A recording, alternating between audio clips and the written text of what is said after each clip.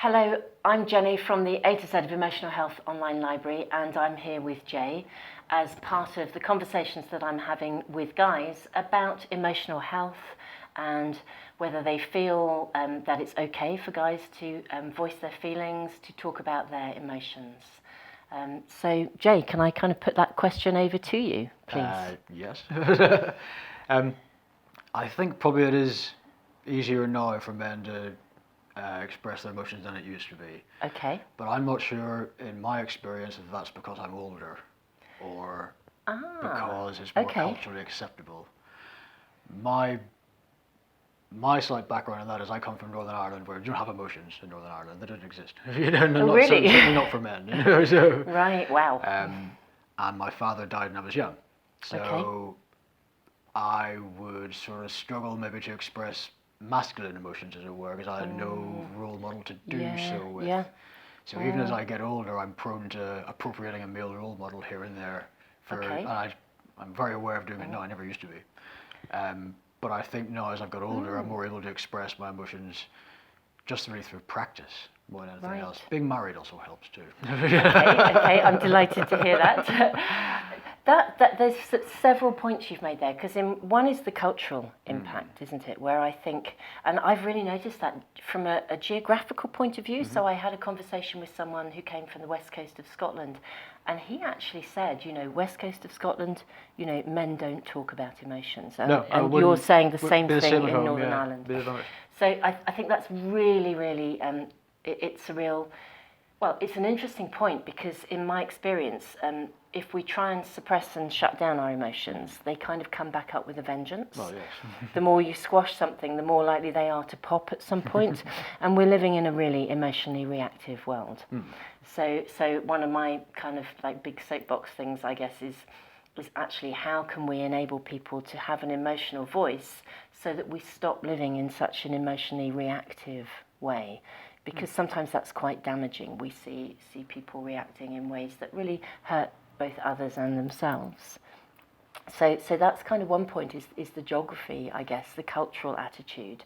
I think it's brilliant, though, when you said you actually find role models now, and that you've noticed that you do so. Because to my mind, if something is missing, and obviously losing your father young, that's a biggie.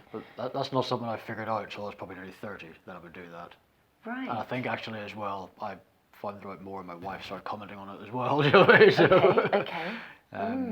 So do you mean that you've perhaps done that more recently, or you've noticed that you've done that more recently? You've noticed it more. Because in a way, obviously, these conversations are being shared. And I would really want to kind of voice that as a major positive. If say, a young guy is listening to this conversation and they know maybe they have lost their father at a young age and they don't have a role model, I'd really be encouraging them to do what you do and to set about it consciously. Yeah, I mean, mine's very casual. Do you know what I mean? So it's I'll flit in and out of these different people here and there, depending who they are and what situation I'm in, and they'll be transient and fleeting, some of them, but they're still role models to a certain extent. This just seems to be the way it is, and I don't view it as something that I'm really campaigning to do or really get involved in. It just tends to be the way my brain tends to work with it. Right. Well, it's really interesting, because from an emotional health point of view, I think that's really healthy. Okay, good. I think if something is missing, if we miss a role model, then instinctively maybe there's a driver that says, actually, I need to find somebody to bring this into my life. And I actually think people come into our lives and bring us all kinds of things, whether they are there fleetingly and it's a transient relationship, or it's a longer term kind of relationship. It fascinates me that we sometimes, I'm going to say, get the people we need. Yeah. And so I think that's actually something, maybe, as I said, maybe if we can bring to our awareness that we're missing something, that we can actually then be quite conscious. So, for example, if we're missing a role model, that we can then actually become a little bit more selective about the role models that we choose.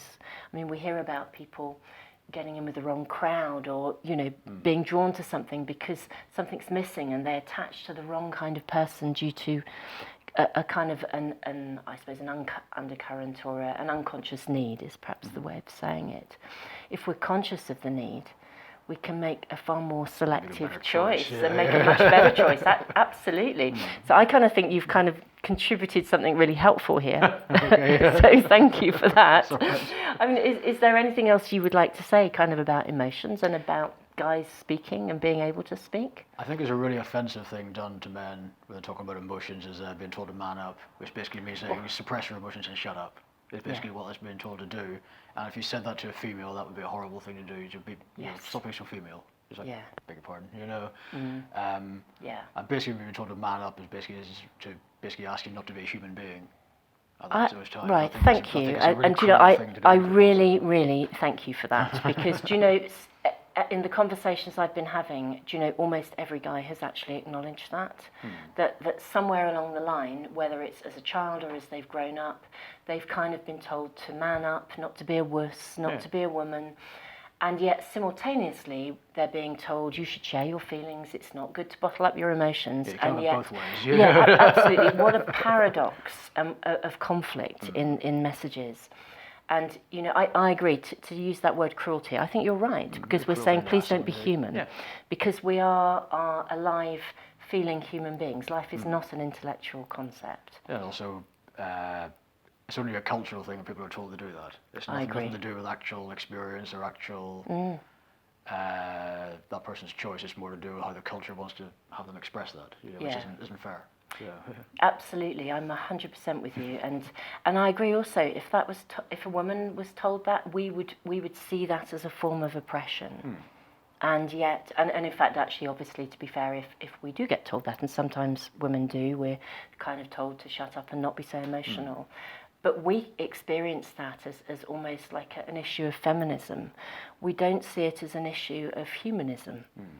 And I think what you've just identified actually really clearly is telling someone not to speak about their feelings or telling them to close their feelings down is anti-humanism.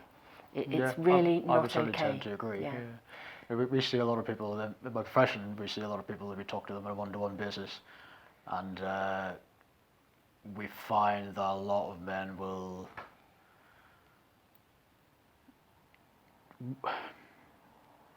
wouldn't view someone like a counsellor or a psychotherapist as a possibility to talk. Like they would happily talk to their mates, or they'd talk to their family and that kind of thing, and sometimes that's not quite the right person they need to speak to.